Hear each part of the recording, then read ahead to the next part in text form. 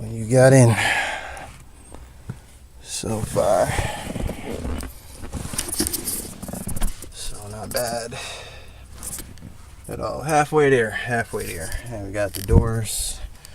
And like I said, these might be a project for tomorrow. I don't know. It depends on how much time I got.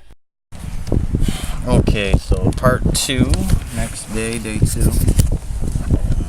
What I didn't show was on an SE or SXT, these points in your door are smaller.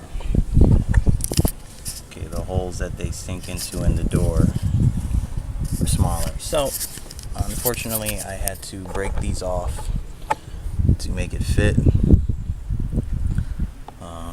I don't think it's too much of a big deal, being that you have your clips to hold it in place, or your pins to hold it in place anyway. So guess down the road you'll know if an update, if something happened, or if there's some significance to this. I'm guessing it's to relieve some of the stress when you pull the door open, and to keep it from moving. But again, they don't fit. I mean, I could file them down in a circle, but I'm not wasting time on that. And it's a 2-man job. I don't know, maybe if my nephew comes over here to help me, I can show. But basically, you just follow the pins and you pop it off. You're gonna basically use both hands to give it quite a bit of a pull to pop the door off. Maybe I'll prop this up on something and show it, but it is what it is.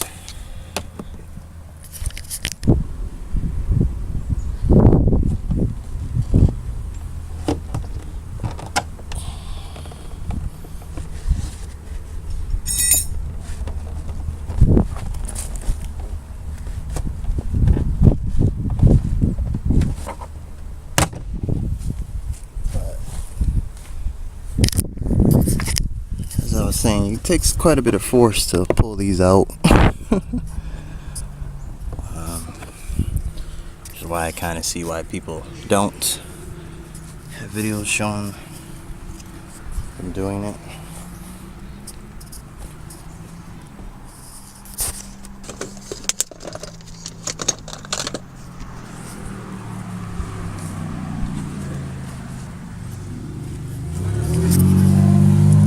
Afterwards, it's just a screw here in the door and a screw down there.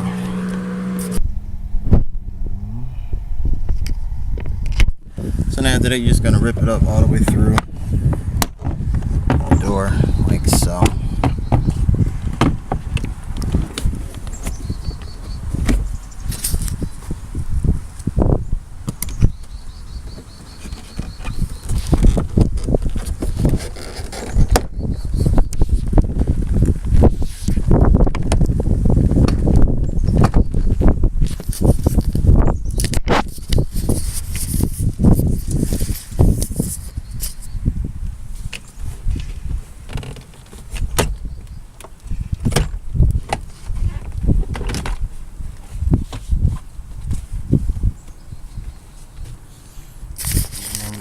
Light to disconnect your window, and the lock power up here, which are basically just push tabs for the most of it, push and pull.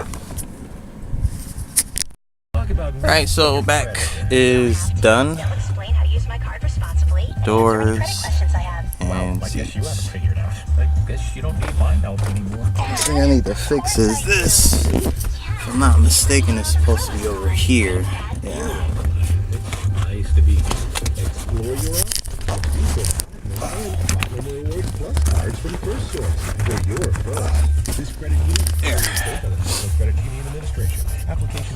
That's how it looks.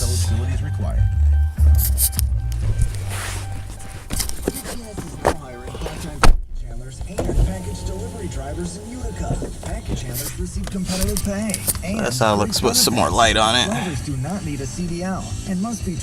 And again, the seats do need to be cleaned. Some steam on them. Get their true shapes back. But that's it for now. The back seat. I'm just going to do the front doors And then I'm gonna have to go buy that torque set for the seats. Alright, so front door is on. It's all the same thing. You still gotta break the tabs off that go here and there on the back of the door. The only difference with this door is you have the little stopper from letting the door hit when you close it, which is a screw. You just unscrew that and take it out, and then you got that little pin right there that you push in, and then that pops out. So that's the only difference. Same screw right here and behind there. That's it. So I just got the driver door. It's left.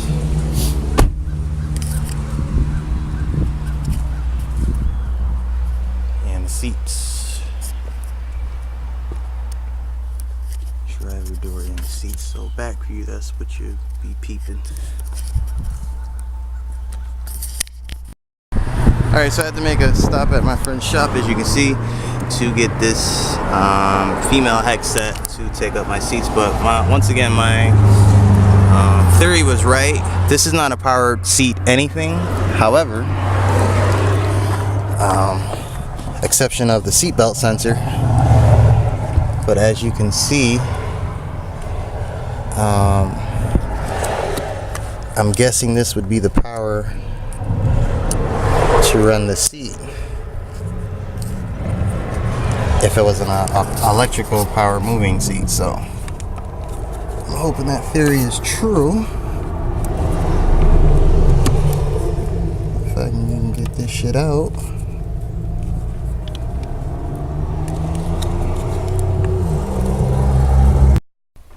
Okay, so sorry for the delay on the video, but once again, from my original video, you can see all the interior is in the car, etc, etc.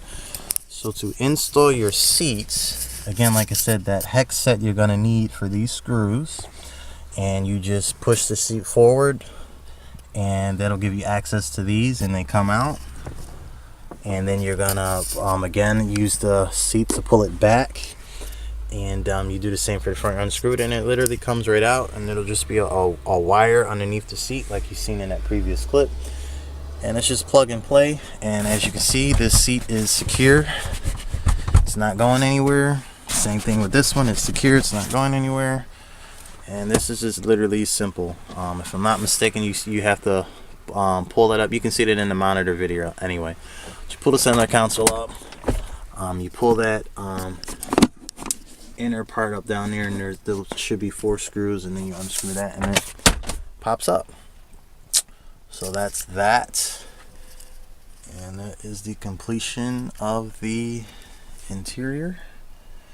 And as I was saying, this is not a car channel, this was just me. Like I said, I like to do little projects here and there, and this is something that I always wanted. I originally wanted the black leather seats, but when I seen these, I'm like, go for the red, and I'm glad I did, because I love it.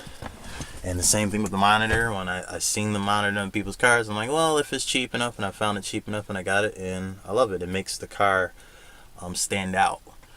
You know, and I always get compliments on people saying that I like your car looks nice, etc, etc. So I was originally planning on keeping this car, but I don't know anymore.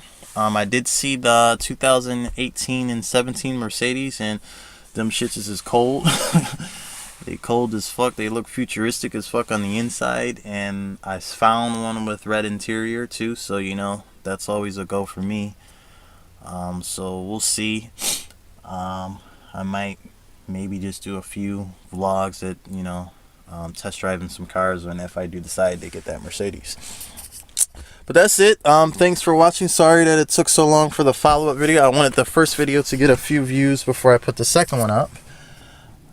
But that's that. Like I said, everything's in, and for the people who don't have a passenger powered seat, you already know the scenario. Once you put the seat in, the seat is in. It doesn't have any power, so it's no sliding it forwards or backwards. The ones that are fortunate that do have the 2 powered seats, plug and play, and that's it.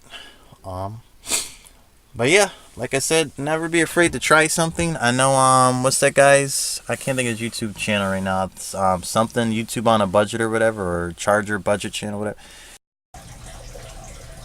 He did the interior change on his newer Charger. I think it's 2014 or 15. but he actually had them